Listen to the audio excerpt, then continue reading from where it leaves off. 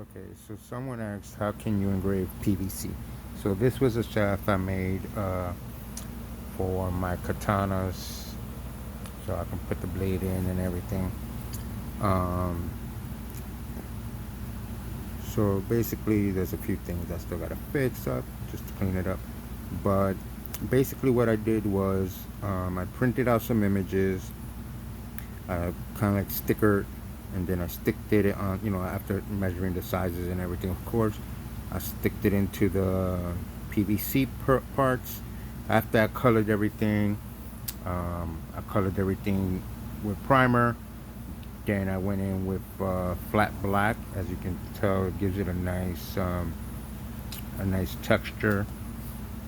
Um, then what I did was, after everything was colored and then black, I went, I put on the sticker that I printed out after drawing it. As you can see, it's not perfect drawings, but it got done what I wanted.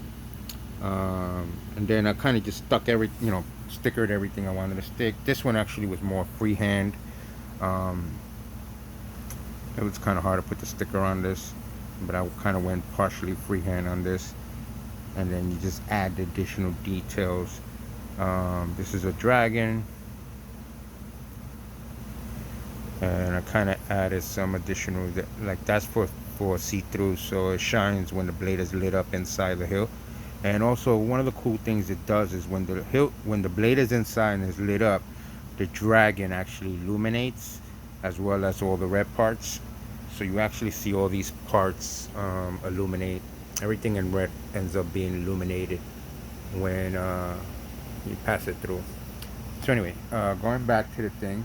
So once you've done that, what you do is, once you apply the sticker, you just kind of, apply the sticker. And then with the Dremel, what I do is I use one of the Dremel snakes. Let me see if I got it in hand here. And I just kind of go by hand with it. Hold on.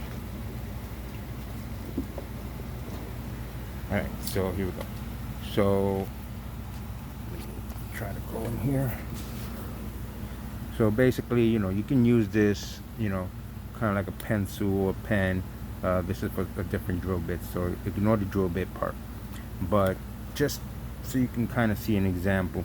So when I'm going in, I'm going the same thing like if you're coloring over a coloring book. You just kind of go over the lines, make sure the lines, as you can see, the lines are nice and tight. You can always clean up afterwards when you're done, but as you can see, sometimes you can dig too deep into certain areas. So you want to kind of like grab a smoother and kind of just sometimes smooth it out as much as you can, because you can get lost in detail. But like I said, then you have little fine points here. It looks bigger as you can tell from my drill bit on the camera, but it's very, very thin. And when you're going in, you want to kind of like just kind of like sweep it, like if you're drawing, so it's all about drawing. So it's the same thing as when you draw, and you're gonna notice that once you're done and everything. Let me put my thing back here. Once you're done, you're gonna have a lot of spots like this, that you're gonna have to peel off the sticker afterwards. And once you reveal the sticker, you gotta be careful, because like you have small little details like this. So you want to kind of, what I do is I kind of use an X-Acto knife, and I just kind of pick up the sticker, and just kind of like peel it all off, because you want to still preserve certain things. Sometimes when you're doing this, that's why you want to be careful. And, oh, sorry, before you take off the sticker, what I tend to do is I go in there with and kind of, you know, cover up as much as I can, and then I spray it, or I go in hand and I paint it by hand if it's small details. I believe, I don't remember if this was painted by hand. I think it was. I think I remember going in with the paint and kind of just going in with the details, because of the way the details were. It was hard to kind of just do the spray paint on this parts. But anyway, long story short, so after you're done and everything, then you peel everything off, all the sticker bits and everything. Same thing as if you was sorry, this is actually, believe it or not, is dirt. Um, so once you go in there and you did everything right, you got your paint, you let it settle and everything, you're taking off all the pieces, you reveal, and then what you're gonna notice is you might have, I think, let me see, you might have little spots. Oh no, that was part of the design, but you might have little spots where you gotta kind of go in there and retouch it because the paint doesn't get in it. So you want to go back in and retouch it either with black. See, like right here, I gotta probably retouch that. And this is because I didn't clear coat this, so this was never clear coated. um it was kind of a half project, I haven't finished it. And here we go, you can add little gribblies or little detail stuff. This is the 3D printed witcher head, wolf head, that I had 3D printed for me, and I kind of just stuck it there and it came out pretty cool. So it's like my own emblem on it. And then I try to go with a little tribal looking design up here, but again, like I said, when you go in there, you see the carvings, you gotta be very careful. Like I said, you can go in very easy into the carving, so, but you want to clean it up afterwards. Sometimes you get something that it doesn't match, like you see there, and you see here it's a little different, and you want to go in there and kind of go detail it by hand. This is like the back of it. Oh, sorry. See here, these are actually like leaves.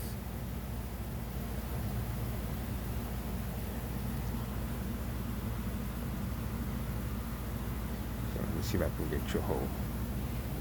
Here we go.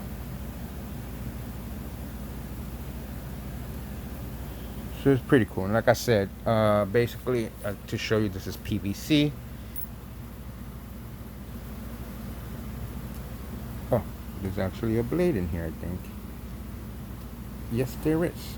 Cool. So I can show you. So this is my own, I was toying around with Ripper style. Cool.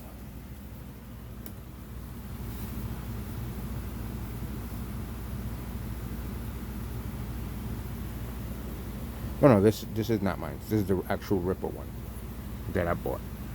I had one where I did for a little wolf that had the Ripper style. I got permission though to try it out. I was trying to do something different with the little wolves. But so what this did is, sorry, to show you. Oh, there you go. It kind of goes in there, and then you got the blade part. I mean the hilt part that kind of covers. So when you got the blade in, you got about that much.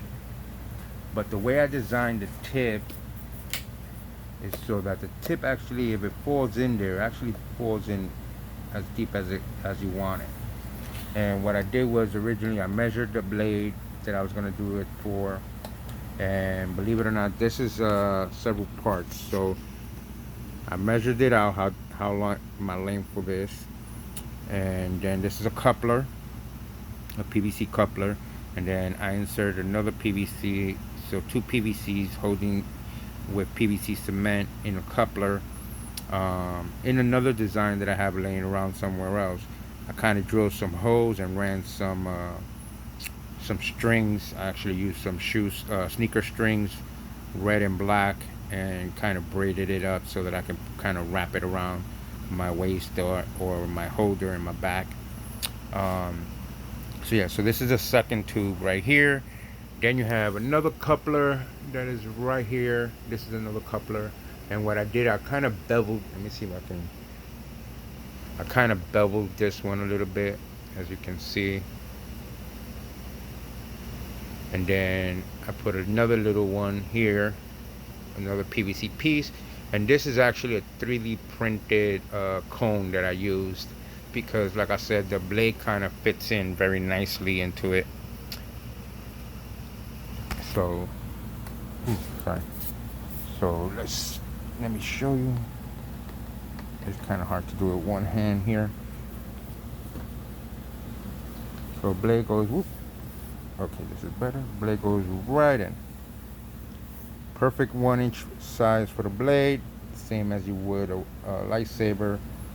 So that it won't mess up your blade. It's nice and comfortable inside. Make sure all the solvents and everything are dry before you put in your blade. You don't want your blade stuck in there. But yeah, so that's how you carve. Like I said, you can engrave or carve. This one's definitely getting a touch up. Like I said, it's been put away for a while and I didn't clear coat it.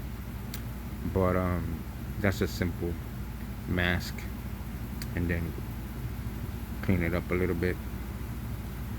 But anyway, so yeah, that's my dragon katana. The katana, I have it somewhere. I sold all of them. I got one left for a customer waiting. But yeah, just thought a quick tutorial on that. Like I said, use drill bits that are smooth. Use a thin one to kind of outline first your what you want, and then you carve it out, you know. And like I said, sometimes you need a nice thin one because you see you get some little details you're gonna want to do, and you can actually achieve it with your drill bit. And like I said, it's easier to use it with the hand drill, I mean with the one that looks like a pen, versus actually having that big, drill bit, Dremel, sorry, the big Dremel.